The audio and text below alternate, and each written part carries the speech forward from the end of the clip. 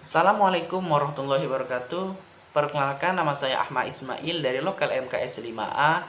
Di sini saya akan menjelaskan sedikit mengenai tentang kurs spot dan heading dengan forward. Mengenai latar belakang, sebelum masuk ke dalam pembahasan, latar belakang perdagangan antar negara pada umumnya menimbulkan pilihan bagi pelaku bisnis mengenai currency atau mata uang yang akan dipakai dalam kontrak dagang yang akan dilakukan. Disebut pada umumnya karena bagian negara-negara Eropa yang tergabung dalam masyarakat Uni Eropa sejak Januari 2002 berlaku mata uang euro sebagai mata uang tunggal. Dapat pula terjadi bahwa pilihan mata uang yang dipakai dalam suatu kontrak dengan antar pelaku bisnis di suatu negara adalah mata uang negara lain yang dianggap lebih kuat dan stabil. Hal ini dilakukan biasanya oleh para pelaku bisnis di negara-negara berkembang seperti Indonesia yang menggunakan mata uang dolar Amerika Serikat. Transaksi valuta asing yang dilakukan oleh para pelaku usaha di Indonesia sangat terkait dengan kondisi pasar dunia, di mana suatu peristiwa di satu negara sangat mempengaruhi kondisi pasar global saat itu. Kondisi pasar yang tidak stabil dapat menimbulkan risiko yang signifikan terhadap nilai suatu kewajiban atau tagihan dalam mata uang asing yang akan jatuh tempo dalam periode waktu tertentu di masa datang. Tujuan dalam saya menjelaskan di sini mengenai makalah kami, yakni dengan tujuan makalah ini kami tujukan supaya para pendengar dan yang menonton video ini dapat mengetahui pasar future dan option, kontrak future dan forward, pasar opsi, spekulasi dalam mata uang asing, dan teknik currency hedging digunakan untuk mengantisipasi forex. Masuk dalam pembahasan. Cakupan geografis dan fungsi pasar valuta asing. Perdagangan valuta asing sangat dipengaruhi oleh kebijakan yang dianut oleh masing-masing negara untuk mengelola lalu lintas valuta asing dengan menetapkan nilai tukar dan resmi melalui penawaran terbuka. Harga penutupan akan dipublikasikan sebagai harga resmi atau nilai tukar resmi pada hari itu juga. Pasar valuta asing sangat menjalankan beberapa fungsi, yakni yang pertama mengenai tentang mentransfer daya beli antar negara, mendapatkan atau menyediakan kredit untuk membiayai transaksi perdagangan internasional.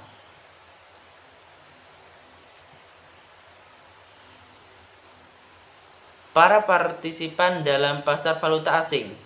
Pasar valuta asing dapat dibedakan menjadi dua golongan, yakni pasar bank atau bisa dikatakan dengan interbank market dan pasar klien atau client market. Dalam masing-masing golongan terdapat 5 kategori partisipan, yakni bank dan non-bank yang bertindak sebagai dealer, individu dan perusahaan yang terlibat dalam perdagangan dan investasi, spekulan dan arbitrator, bank sentral dan pialang valuta asing. Tipe-tipe transaksi di dalam pasar valuta asing dapat dilakukan dengan basis spot, forward, dan swap. Transaksi spot. Transaksi spot dilakukan berdasarkan nilai tukar transaksi terjadi. Transaksi spot antar bank dan klien atau di pasar eceran dapat diselesaikan saat itu juga. Sementara itu, transaksi spot antar bank umumnya terselesaikan 2 hari kerja setelah kesepakatan.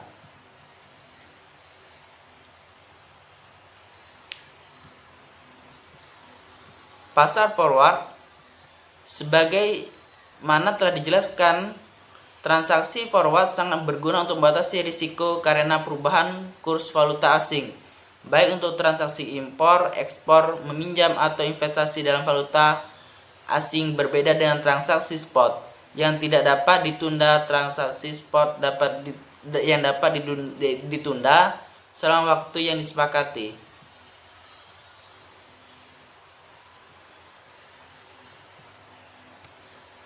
Sekian, terima kasih. Selanjutnya akan dijelaskan oleh Saudara Bayu. Baiklah, terima kasih kepada teman kita Ahmad Ismail. Saya akan melanjutkan penjelasan dari beliau, yaitu D. Hedging. Fungsi utama dari pasar futures adalah untuk mengalihkan atau mentransfer risiko dari harga dari pihak hedger ke pihak spekulator, atau risiko tersebut dialihkan dari orang yang bersedia membayar untuk menghindari risiko kepada orang yang berani menanggung risiko dengan harapan memperoleh keuntungan.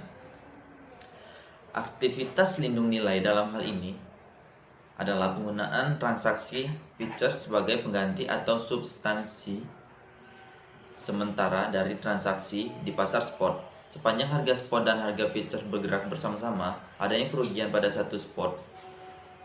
Pada satu posisi, spot ataupun futures akan menghasilkan profit. Pada sebuah pasar di mana kontrak futures dinilai dengan benar, lindung nilai sempurna seharusnya akan menghasilkan tingkat pengembalian sebesar tingkat bunga pada sekuritas tak berisiko. Pada prakteknya, aktivitas lindung nilai ini tidaklah mudah. Jumlah kerugian dan keuntungan pada sebuah transaksi lindung nilai akan ditentukan oleh hubungan antara harga spot dan harga futures ketika sebuah transaksi lindung nilai itu dimulai dan diselesaikan. Selisih dari harga spot dan harga futures itu dinamakan dengan basis. Jika harga kontrak futures dinilai berdasarkan nilai teoritisnya, maka selisih antara harga spot dan harga futures adalah cost of carry, yaitu biaya-biaya transaksi, pembiayaan atau penyimpanan yang timbul. Risiko yang ditanggung oleh hedger atau risiko basis. Risiko perubahan basis karena kontrak futures dihargai secara salah dibandingkan dengan harga spotnya. Maka dari itu, aktivitas lindung nilai berkenaan dengan substitusi risiko harga oleh risiko basis atau digantikan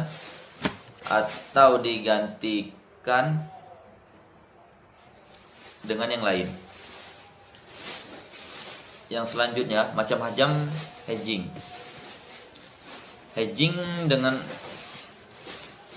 Macam-macam hedging dengan futures ada beberapa macam, yaitu satu, cross hedging. Cross hedging ialah kontrak futures yang digunakan untuk melindungi nilai suatu posisi di mana sebuah portofolio atau satu instrumen tidak identik dengan underlying instrumennya dinamakan cross hedging atau hedging silang. Cross hedging sangat umum dilakukan pada manajemen portofolio atau manajemen aktiva kewajiban karena tidak adanya kontrak futures untuk spesifik saham atau obligasi. Di sini cross hedging menimbulkan satu risiko lagi, bahwa pergerakan harga sebuah underlying instrumen tidak dapat secara persis mengikuti pergerakan harga portofolio atau instrumen yang dilindungi nilainya. Yang kedua, short hedging. Short hedging umum digunakan untuk perlindungan terhadap penurunan pada harga spot dan instrumen finansial atau portofolio di masa datang. Dalam melaksanakan short hedge, pihak hedger akan menjual kontrak futures di mana dia berjanji untuk melakukan pengiriman. Dengan adanya short hedge, maka pihak hedger telah menetapkan harga masa datang saat itu dan mengalihkan risiko perubahan harga kepada pihak pembeli kontrak. Selanjutnya, yang ketiga, long hedging. Long hedge digunakan untuk perlindungan terhadap kenaikan pada harga spot dari instrumen finansial atau portofolio di masa datang, atau perlindungan terhadap penurunan yang tak terduga pada tingkat suku bunga. Dalam melaksanakan long hedge, pihak hedger membeli kontrak futures di mana ia berjanji untuk menerima pengiriman. Sebagai contoh ilustrasi dari kedua jenis lindung nilai akan digunakan kontrak futures dengan underlying instrumennya adalah tingkat suku bunga.